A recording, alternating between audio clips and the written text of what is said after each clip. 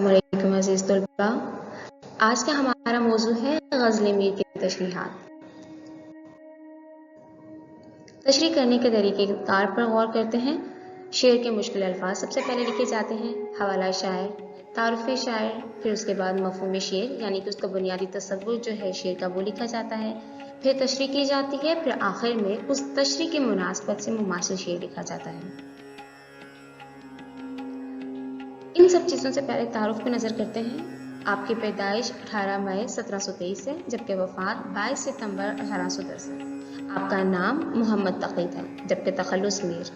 आपको खुदाए सुखन के लक़ब से याद किया जाता है। वालिद का नाम मोहम्मद अली मुत्तक़ी था। आपकी तसानीफ दर्ज झेल हैं, ज़िक्र मीर, फैज़ मीर, दीवान मीर। आपके 6 उर्दू के दीवान हैं, जबकि 1 फारसी का दीवान है।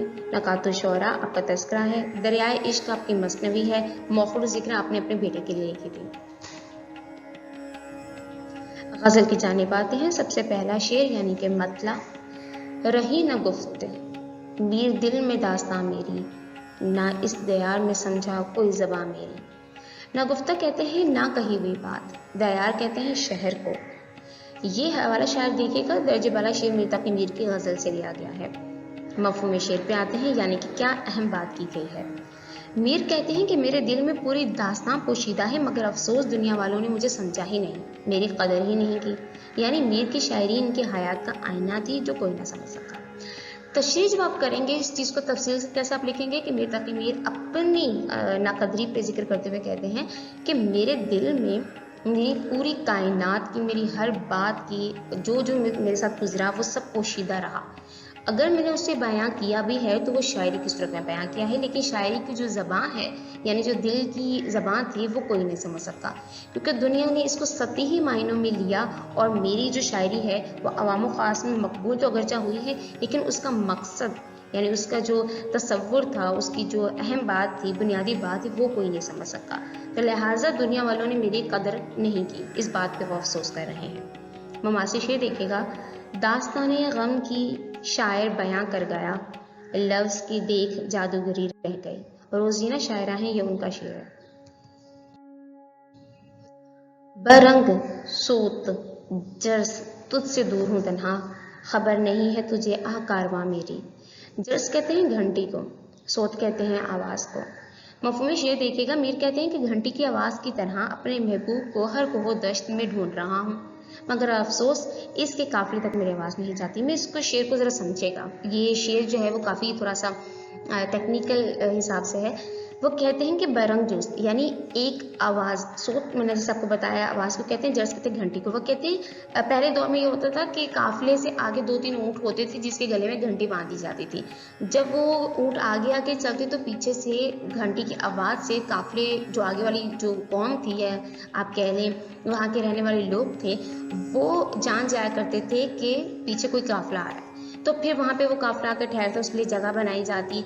वहाँ पे जो भी लोग होते थे उनके दिल में नई तमन्नी जाग जाती, क्योंकि नए लोग आ रहे होते थे। तो इस तरीके से आपस में ताल्लुकात बनते थे।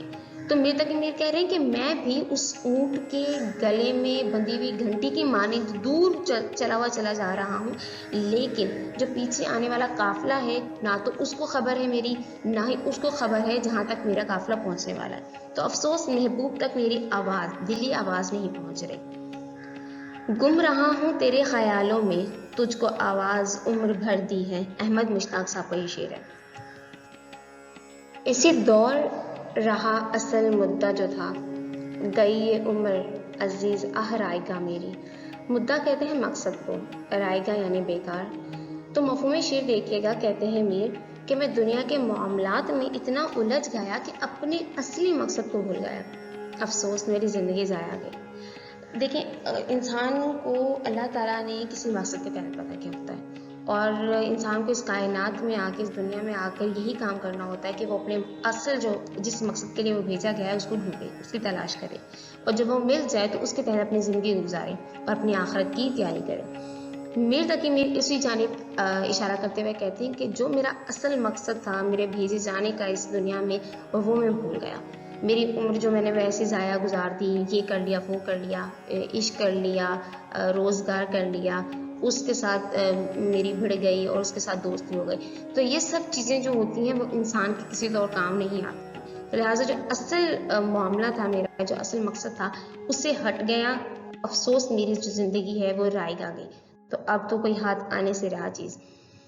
کچھ اس طرح سے گزری ہے زندگی جیسے تمام عمر کسی دوسرے کے گھر میں رہا. احمد فراز صاحب کا یہ شعر ہے. تیرے فراق میں جیسے خیال مفلس کا، گئی ہے فکر پریشان کہاں کہاں میری. فراق کہتے ہیں جدائی کو، مفلس کہتے ہیں غریب کو. شیخ سمجھے گا، کہتے ہیں تیرے فراق میں جیسے خیال ہے مفلس کا.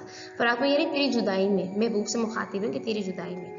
جیسے ایک غریب کے خیال ہوتا ہے نا، اس کا مثال میں آپ کو دیتی ہوں. ایک غریب شخص ہے تو اس کے ہر وقت خیال میں ایک ہی چیز گھومے گی کہ وہ کھانا کہاں سے کھائے. یعنی روٹی کپڑا مکان کی اس کو 3-4 باتیں ہیں، ہر وقت اس کے ارد گرد گھومتی رہیں گی. تو وہ کہتے ہیں کہ بالکل ایسے ہی میرا جو خیال ہے، میری جتنی بھی احساسات اور جذبات ہیں، خیالات تھے، وہ محبوب کے ارد گرد گھومتے ہیں، اسی کی ذات سے وابستہ ہے. تو جب اس کو لکھیں تو آپ ذرا تفصیل سے اس کو لکھیے گا کہ میر تقی میر کہتے ہیں کہ میرے خیال کے تمام پہلو جو ہیں محبوب کے ذات سے وابستہ ہیں.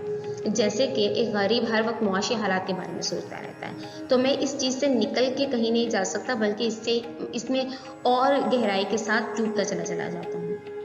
شعر دیکھے گا. غرض کے کاٹ دیے زندگی کے دن دوست، وہ تیری یاد میں ہوں یا تجھے بھلانے میں. فراق گھورپوری کا صاحب کا یہ شعر ہے. غزل کا آخری شعر یعنی کہ مقطع. دیا دکھائی مجھے تو اسی کا جلوہ مہر، پڑی جہاں میں جا کر نظر جہاں میری. جلوہ کہتے ہیں نظارہ. اس میں مقطع ہے چونکہ اس میں تخلص استعمال کیا گیا میرے صاحب نے. مفہوم شعر دیکھے گا. کہتے ہیں کہ جدھر تک نگاہ جاتی ہے ہمیں اللہ ہی کا جلوہ یا اس کی قدرت نظر آتی ہے. یہ شعر میں وحدت الشہود کا ذکر کیا گیا ہے، یعنی اللہ تعالیٰ کا حسن کائنات کے ہر طرف جلوہ گر ہے.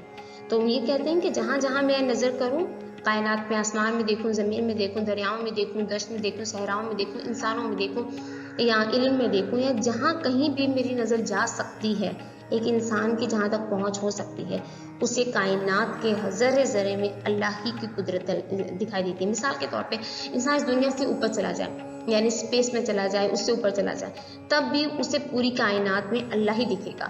اور اگر اسی طریقے سے وہ سمندر کی گہرائی میں اتر جائے، تب جہاں پہ کسی کی روشنی تک بھی نہیں پہنچتی، کوئی بھی نہیں پہنچتا، کسی کی رسائی نہیں ہے، وہاں پہ بھی اللہ سبحانہ و تعالیٰ کی ہمیں قدرت نظر آتی ہے. تو دراصل وہ اس چیز کی جانب اشارہ کر رہے ہیں.